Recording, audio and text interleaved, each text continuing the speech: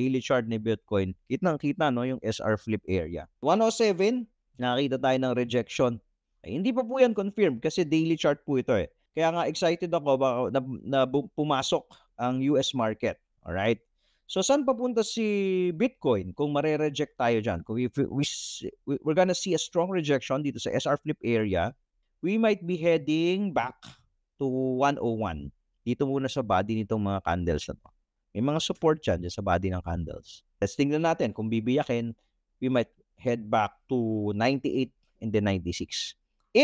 Kaya ito maganda gising yung mga bulls mamaya eh. Diba? Para basagin na to, medyo pangatlong touch na tong trend line na to kung sakasakali, kung mamaya o this week eh. 1, 2, 3, babasagin na kaya niya to. Interesting po itong battleground na to. Itong SR flip area, kaya niyang basagin. Pwede ba tayo kumuha ng clue sa 4 hours?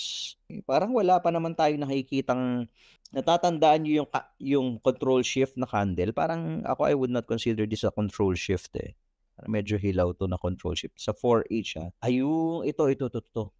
Sa 1H pala. Parang merong control shift sa 1 hour time frame ha, mga titos and titas. Ito po. Etong kandila na to, di ba? 9 a.m. Look at this.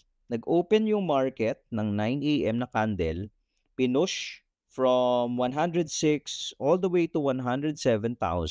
Pagdating sa 107,000, nandun yung mga bears, tinulak pababa. So, there's a possibility na ito control shift. Malinaw to eh.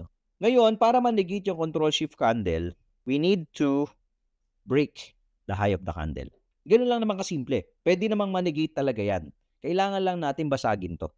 Failure for us, failure for the bulls to negate this control shift candle would probably bring us, okay, 1 hour po to ha, probably bring us back here sa SR flip area. Gonna retest this SR flip area in the 1 hour time frame at 104. So may support ka naman dito. Makakita ka naman ng support dyan. At least sa 1 hour time frame ha, mga titos at dito. So let's see. Tingnan natin yung reaction dito. Kung hindi niya man babalikan to, itong control shift.